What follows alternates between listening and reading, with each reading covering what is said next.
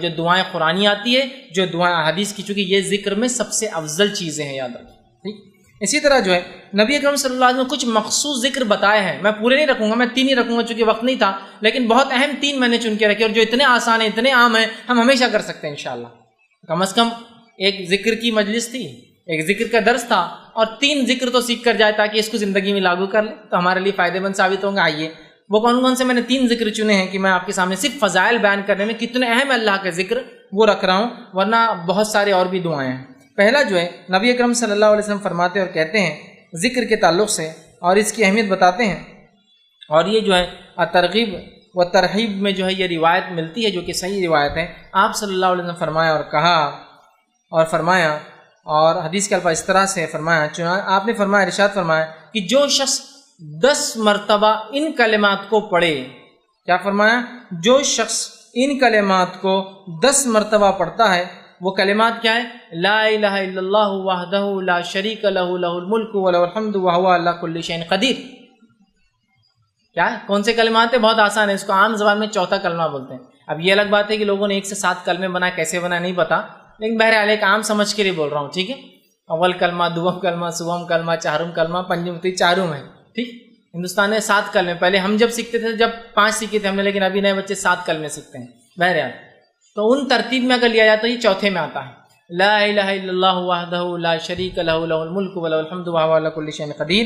تو آپ فرماتے اور کہتے ہیں کہ آپ نے فرمایا کہ جو شخص اس کلمے کو 10 مرتبہ پڑھتا ہے، ٹھیک ہے، لا الہ الا اللہ وحدہ لا شریک لہ، کہ اللہ جو ہے لا الہ، اللہ کے سوا کوئی معبود برحق نہیں، وہ ایک ہے، اس کا کوئی شریک نہیں، ٹھیک ہے۔ اس کے الفاظ جو ہے لہ الملک والحمد، اسی کے لیے جو ہے تمام ملکیت ہے اور اسی کے لیے تمام تعریفیں ہیں، وہو علی کل شیء قدیر، اور وہ تمام چیزوں پر قادر ہے، ٹھیک ہے، ٹھیک ہے۔ یہ اس کا ترجمہ ہے۔ جو شخص اس کو 10 مرتبہ پڑھتا ہے دن میں، آپ سے فرماتے ہیں اس کا ثواب ایسے ہے گویا اس نے بنی اسماعیل میں سے 4 غلاموں کو آزاد کیا۔ اسماعیل علیہ السلام کی نسل میں سے کتنے لوگوں کو آزاد کیا؟ 4 لوگوں کو۔ اور آپ کو پتہ ہے کہ آدم علیہ السلام سے لے کر نبی اکرم صلی اللہ علیہ وسلم تک اسماعیل علیہ السلام کی جو نسل کا تذکرہ کیوں آ رہا ہے؟ آدم علیہ السلام سے لے کر نبی اکرم صلی اللہ علیہ وسلم تک آپ سے فرماتے ہیں اس نسل میں کسی نے بھی زنا نہیں کیا، کیونکہ انبیاء جو ہوتے سب سے پاکیزہ نسل میں پیدا ہوتے ہیں، سمجھے؟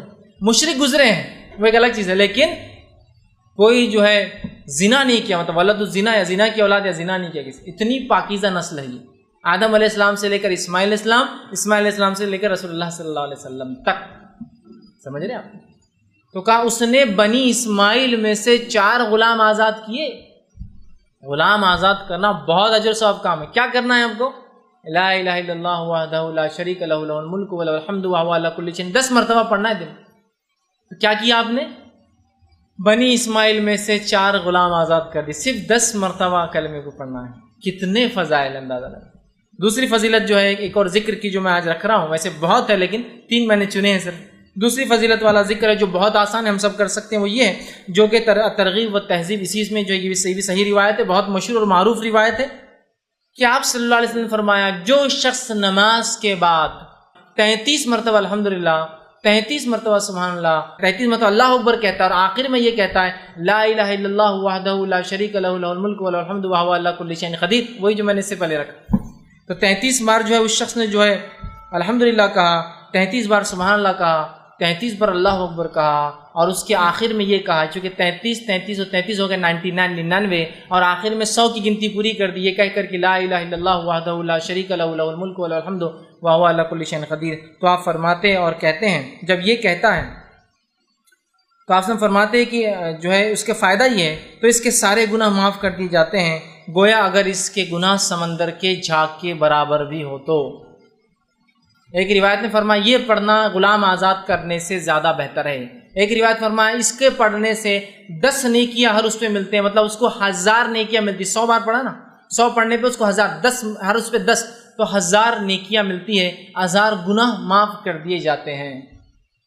یہ فضائل اتنا آسان ہے نا کہ سارے گناہ حتیٰ کہ سمندر کے جھاگ کے برابر گناہ ہو کتنے کثرت سے سب معاف کر دیا جاتے، صرف ہر نماز کے بعد 33 مرتبہ 33 مرتبہ 33 مرتبہ الحمدللہ سبحان اللہ الحمدللہ اور اللہ اکبر کہہ دے، اس کے سارے گناہ معاف.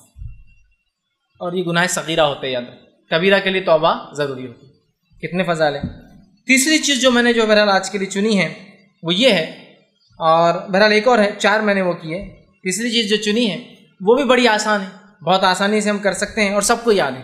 آپ صلی اللہ علیہ وسلم فرماتے ہیں اور کہتے ہیں، یہ حدیث جو ہے ترغیب و تہذیب کی ہی آپ نے فرمایا اور کہا، جو شخص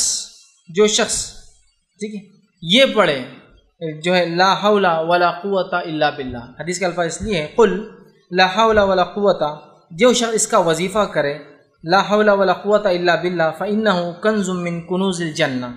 یہ حدیث کے الفاظ ہے قل لا حول ولا قوت الا باللہ فإنہا کنز من کنوز الجنہ، کہ جو شخص لا حول ولا قوت الا باللہ یہ پڑھیں گا تو یہ جنت کے خزانوں میں سے ایک خزانہ ہے.